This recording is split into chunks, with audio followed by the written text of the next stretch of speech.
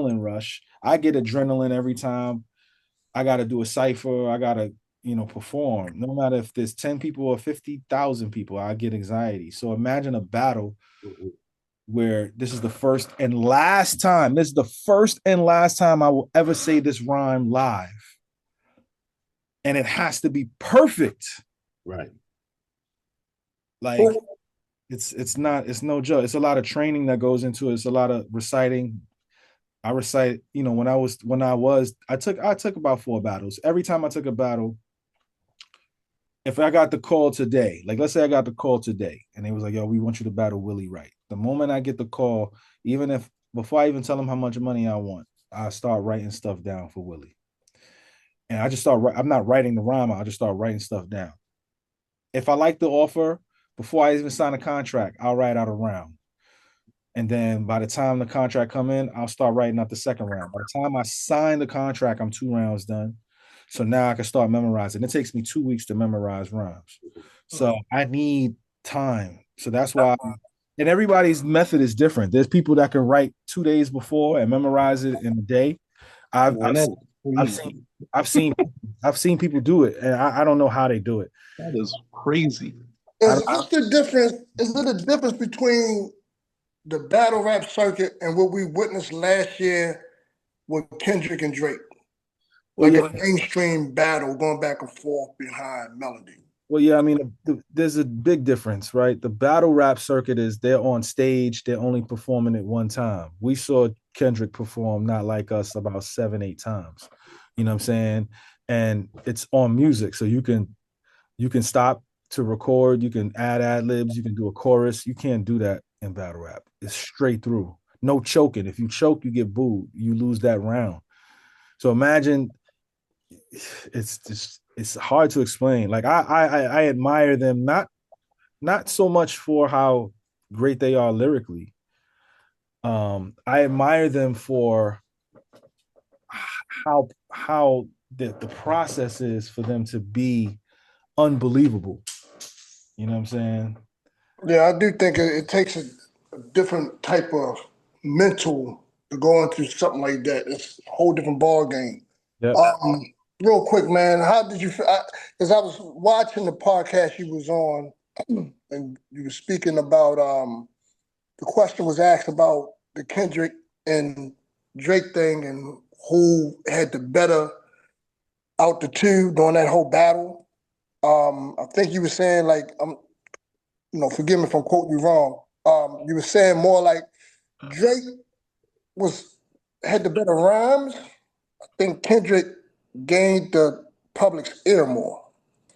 So I was saying that from a technique standpoint, from a foundational multisyllabic technique standpoint, Drake did more rhymes than Kendrick did. And that's not even something that can be debated. You can't debate it. I was ready to challenge Curtis. He didn't want to do that. It would have got bad. It would have got really, really bad. And I know what his platform is built on. So I was talking strictly technique. I said, I don't care if y'all say content. You say you feel. I think Kendrick won. I say Kendrick won. I feel like Kendrick had the better content. And I feel like he had the better literary devices in terms of metaphor, simile, and all of these different things. Storytelling, all of this. Nobody's denying that. The issue here is me saying that he had more technique, and I don't know if he was in the chat. Me saying that Drake had more foundational multisyllabic technique set people off. People were angry. It's like, damn, y'all don't even want Drake to win one category. You want Kendrick to clean sweep this man? Yeah. And that's not even. I don't really know. I don't really know about that, but I'll take your word for it. I don't think that most people was even really listening for that, because when it comes to battle rap, and most people aren't really listening to the depth and the technique as much as what's being said. No, what you're saying is correct, Jam. I'm just saying what Curtis was saying. Curtis was the one who said, Kendrick had more multisyllabic technique than Drake. And I said, that is untrue. Kendrick is the one syllable master. Yeah. Look at GNX. That's not something that we're gonna, I'm not gonna, we're not gonna play that game. Like it's okay. It's okay for Kendrick to lose category. One category. It's all right. And that's not even a category people, it's not even a category people look for. Like you said, Jam, it's just the fact that I said it and it set Curtis off. And I was like, we could stop everything and go over it right now. And he didn't want to do it. Because he knew. Right. The biasness is real. You feel me? He didn't want to do that. Because if we would have went down the line, it would have got bad. And it would have got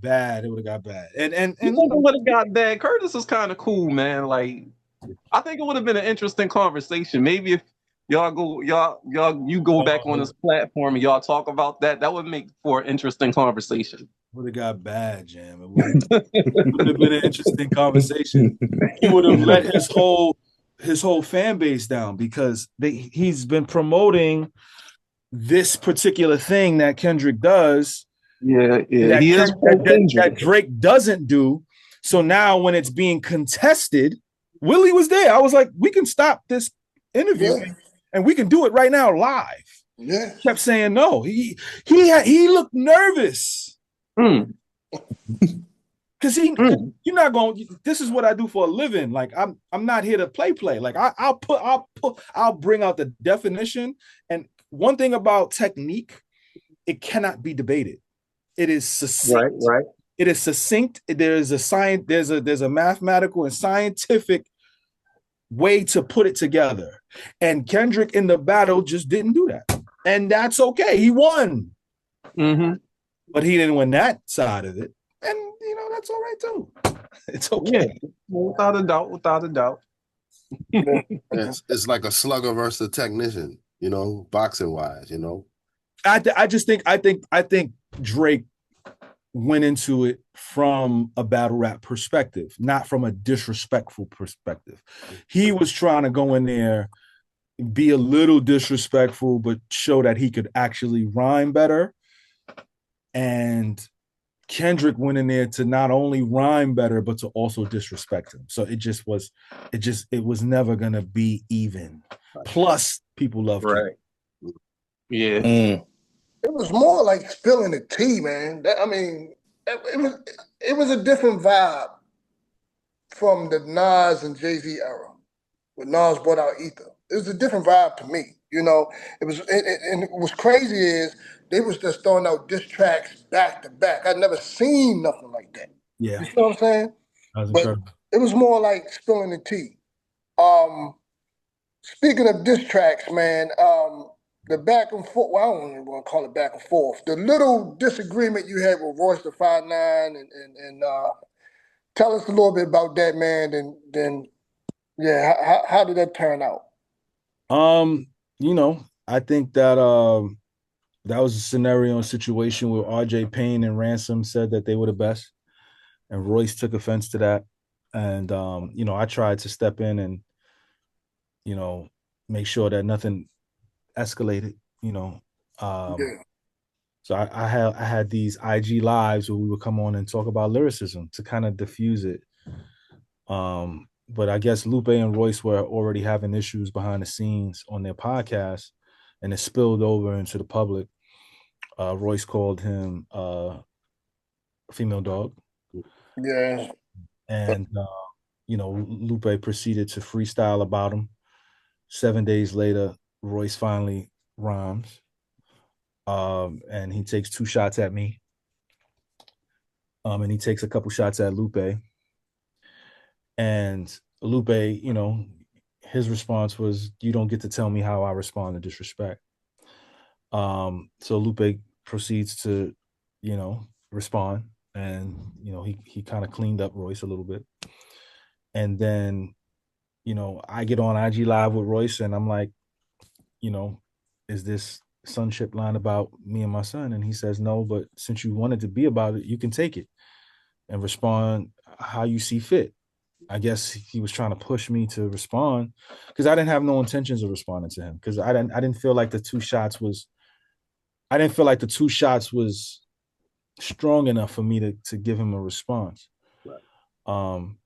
But once he that was for me, it was up. And I had to kind of, and then, you know, him and Joe Budden, they got on live and disrespected me in front of 10,000 people on live, you know, and I feel like once that happened, it was like, all right. Wait a minute, hold on. Wait, what Joe Budden have to do with it? That's voice. So that's his part. That's right, because they was in the group together. in the slaughterhouse. Oh, okay, all right. So when me and Royce was talking on IG Live, it was like 2,500 people in the live. And then when Joe jumped in, it jumped from 25 to 10,000 people. Mm. You can see 10,000 people actively watching it. And then he was insulting me. Him and Royce was insulting me on the live in front of all of these people. Right. Crazy. So when I got off the phone, not only was my Twitter on fire, my IG was on fire. Everybody was checking boxes. Everybody was putting boxes on. I would drop a song and it would just be nothing but boxes on the song in the comments. And you know, my phone was like, yo, you gotta cook Royce. You gotta do it. And you know. And which was crazy because that's talking. It's not like they dropped this album together and they're like, oh my goodness, you gotta respond to this. It's just people, we live in a time and generation where time and era where people talk. That's the new dissing, man. That's running their mouth online and trying to embarrass the next person, man. That's crazy. Yeah, nah, I mean, we was on it. You know, I wanted the smoke. I was ready for the smoke. And respectfully, obviously, because I looked up to Royce for a very long time. And even in that live, I don't know if y'all was on the live and you saw it, like I was still being super respectful to him because I got a lot of love for him. But yeah, it was just being too disrespectful, disregarding what it is that I do. So, you know, sadly, I say it in the song. I was like, no matter how many flowers you try to give a nigga, it's like they only want them on their casket. So let's do this. Oh, Lord. man. Tell us a little bit more about the school. Where can they find the information to join? And yeah, let us know about that, man. So Yeah. I mean, you know, pendulumink.com, pendulumink.com. Fill out an application. Somebody will get back to you. We'll meet with you. You know what I'm saying? See if you fit right for the school. You know, I think this is a place for everybody to join and be a part of, you know what I mean? And I think that if you sign up, you're going to see everything that it is that you've been looking for.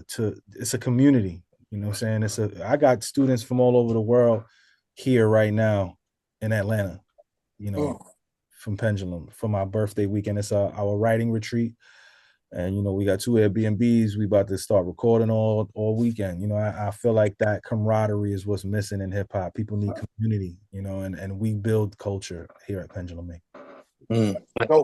Dope, man. Any last things y'all want to say to the brother before we chime out? I actually had a couple questions. I wanted to ask about the ghostwriting debate. How Mickey felt about the ghostwriting debate. Like, you know, do you support ghostwriting or are you not a fan of it? Or, you know, how you feel about it? The first hip hop song was ghostwritten by Grandmaster Caz. And I think hip hop is one of the only genres that looks down upon ghostwriting and co-writing, but it's been done for the past 50 years. I feel like the essence of hip hop of doing it on your own and writing your own lyrics is important because you want that authenticity. So if somebody is claiming to be the best MC of all time or the best MC, then they should not be having help with their writing of their rhymes. I feel like getting help with choruses is okay. Throwing a bar here and there is okay. Writing full verses is when things get a little troubling. And you have to kind of know the separation. The issue here is Drake got caught. Right. So he is the scapegoat for the practices of the industry over the past 50 years. Let's be clear. There is no MC that has been at the top for so long without having some sort of assistance or some sort of help. It's just not Right. It's not possible. People send in references, people send in records. There's a lot of songwriters that people have never heard of that will do a song, they'll get a beat, they'll do a chorus, they'll do a verse, they'll do melodies, they'll do a top line, and they'll send it out. And if I get this record and I hear it, and I'm like, yo, I like this beat. Yo, I like this chorus. Yo, I like some of these bars. Niggas will take a bar, 2 bar, 3 bar, they'll take the flow and then they'll create from that. That's just the business. Right. Business of hip hop.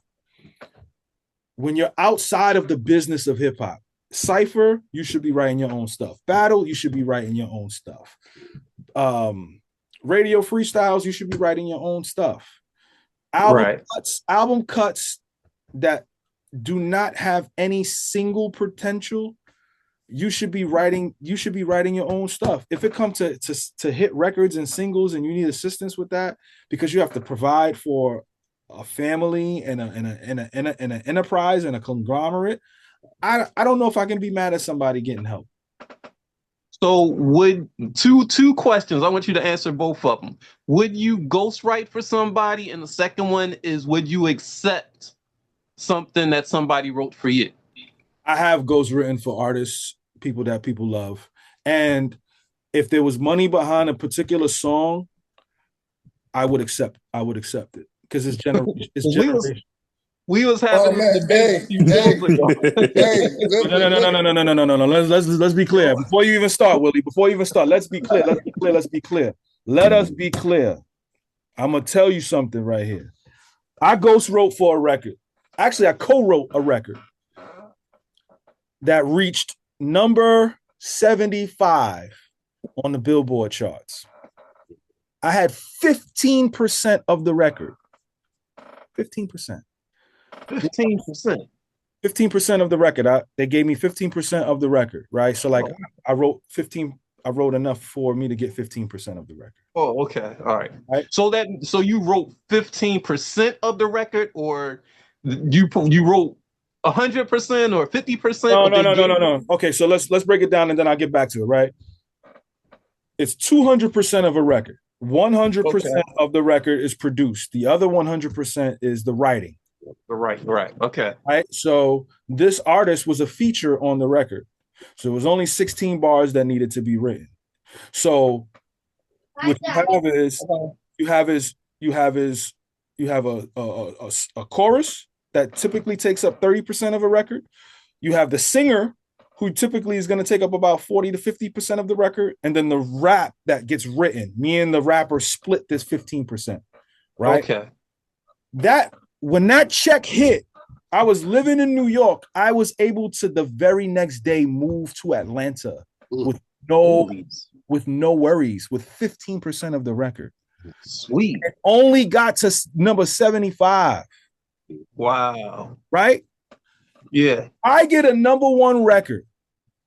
If I get a number one record and I have 100% of that ownership, that is generational wealth for my grandkids, not for my kids, for my grandkids. They'll get money forever. I do not care about rules in hip hop if I have that opportunity. None of it matters to me. I don't care about being the best anymore.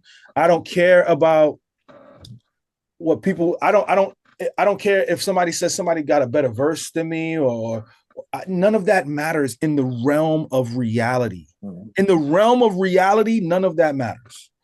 What matters is making sure your family is taken care of. And 100%. And I've done enough.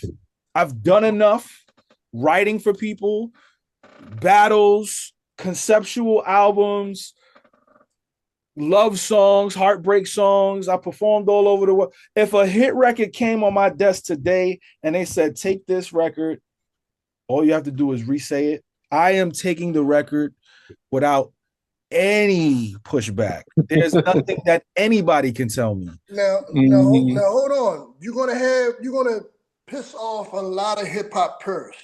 None of them. They don't pay my bills. I get that. I agree with you 100%. But how can I put this?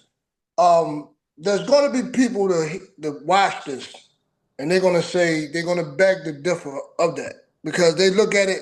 I get it. You're looking at it from a business standpoint. You done been there, you done that, you crossed that path. But it's going to be a lot of underground artists or just pure hip hop purists is going to look at that and say that's blasphemous.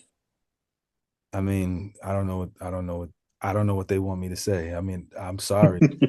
Hey, I'm with that. I'm with that all the way, 100%, man. Like, I'm listen. At some point, it gets tiring performing in front of niggas.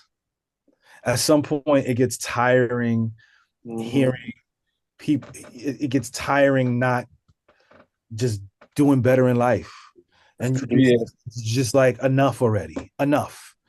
You know what I mean? Like, I'm not saying I would do it every time. I'll do it once. I might even do it twice. But it's not a situation where right now I've shot 100% from the field. If somebody give me a record, I'm still shooting 99%. I'm still like, what are we talking about here? I'm still shooting 99% from the field.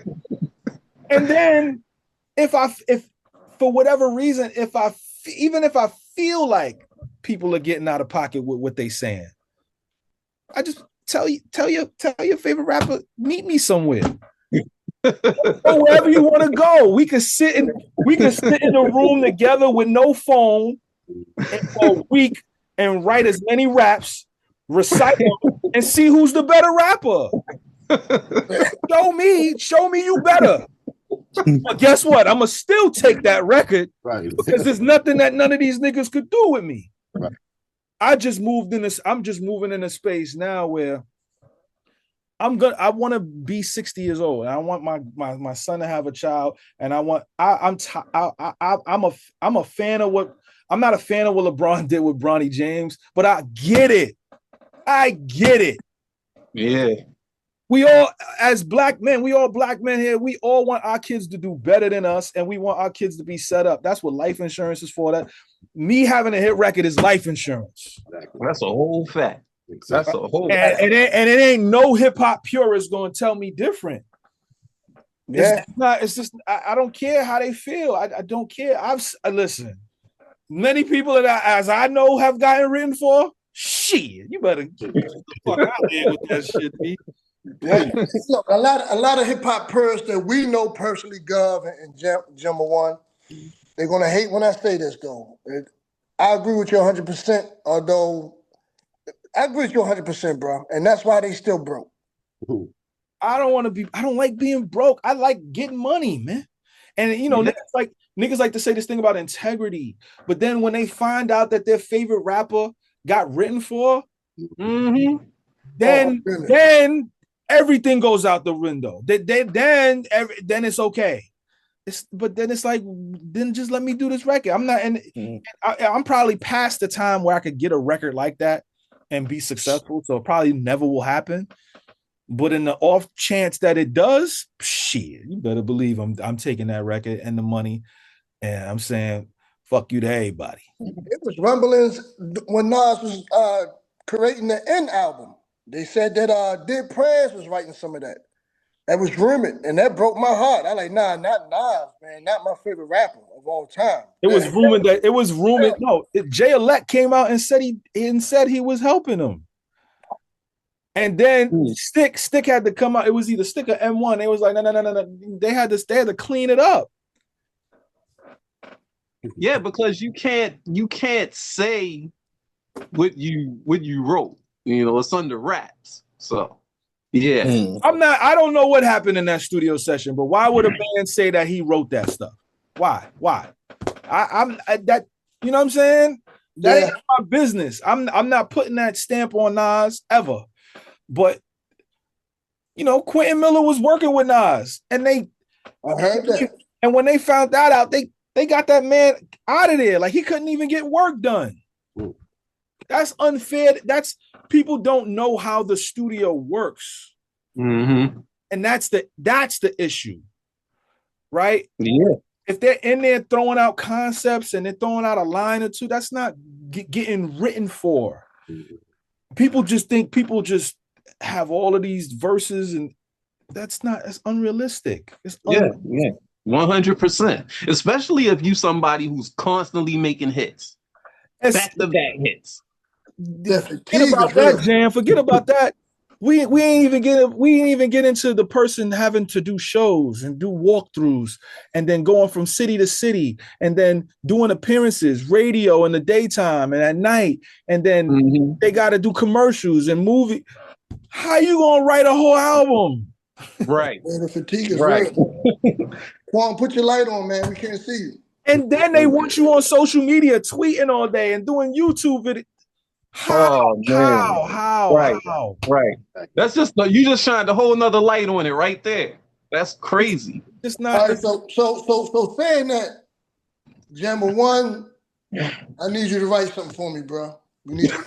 That's different. See, now that's different. That's different. I mean, my stance on it, to answer the question once and for all, only take a record if it's a hit record to provide for your family. Right. I believe that. Yeah, that sounds right. I believe that everybody should get a pass just to get a hit record to provide for your family. If you can't make one, if you can try to make one, if it don't happen and one comes across your desk, listen, you would be an absolute fool to not take it. That's just me, But anything, album cuts, girl records, you should do all that shit yourself. But if there's a hit record on your table, I would say take the shit. That's just no doubt. Real quick before we sign off, this is a perfect segue. Will Smith, coming up, is one of my favorite artists, man, from Philadelphia. He had songs like The Brand New Funk. He had Summertime, which was a classic. And we all know that Nas has voted for Will Smith. There's no secret that people like him and Dr. Dre have writers, right? Again, the Curtis King show, y'all was talking briefly about that. I think he brought out an album or project recently. I haven't heard it yet, but it got a lot of flack online because he didn't go into depth about his personal life. Will is in his 50s. You know what I'm saying? We seen Jay do it with 444, right? We seen Nas did it recently with King's Disease and the album cover when he has Khalees' wedding dress on the cover. When you get a certain age, like you said earlier, Mickey Factz, an artist should reflect on his life and what he's gone through. You know what I'm saying? That time and space in his life. Did Will Smith drop the ball on this project when he could have talked about Jada, the Smack, a whole lot of things, man? Absolutely. I feel like the one thing about Will, and maybe he did it in his book, right? But the thing about a book and the music, you got to physically go somewhere and purchase the book, or you can download it, right? Music is free, so we can all listen to it. We all want to know what happened with the slap. We all want to know what happened with Red Table Talk. Are y'all still together? Are y'all married? This nigga making records about girls. I love girls. Nigga, you married. What's up with your kids? Talk to us about your kids. Are you still cool with DJ Jazzy Jeff? You know what I'm saying? Like, what was running through your mind when you went up to slap this nigga? Walk us through it. We want to feel it but make it palatable. Like I feel like he dropped the ball.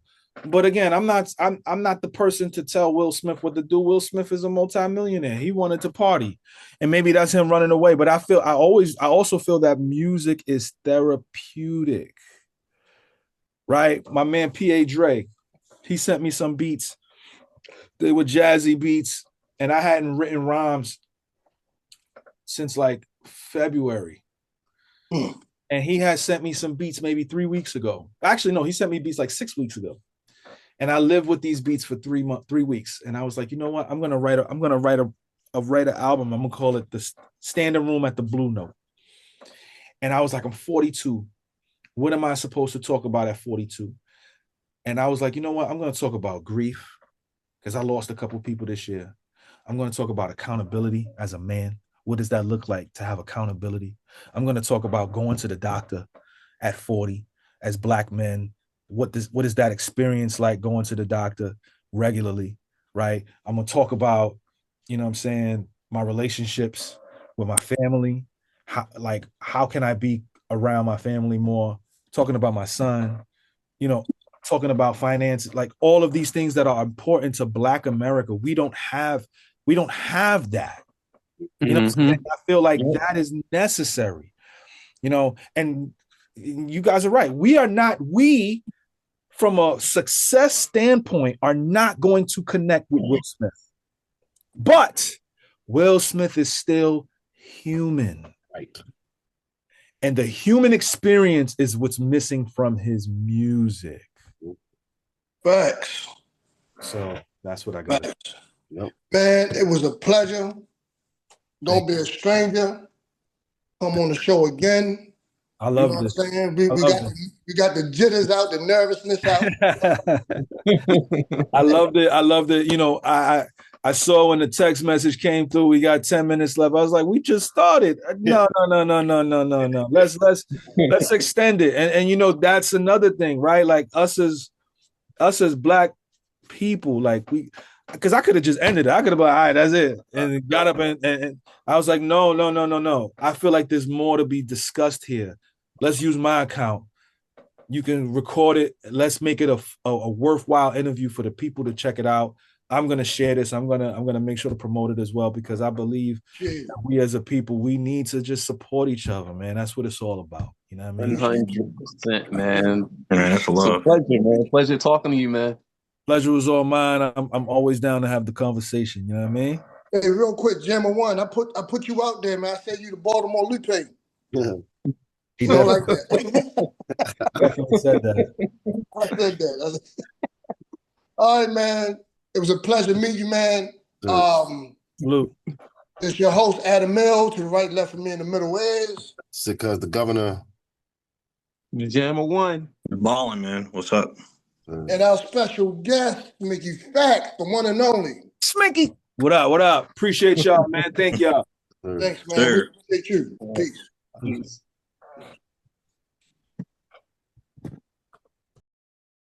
Share.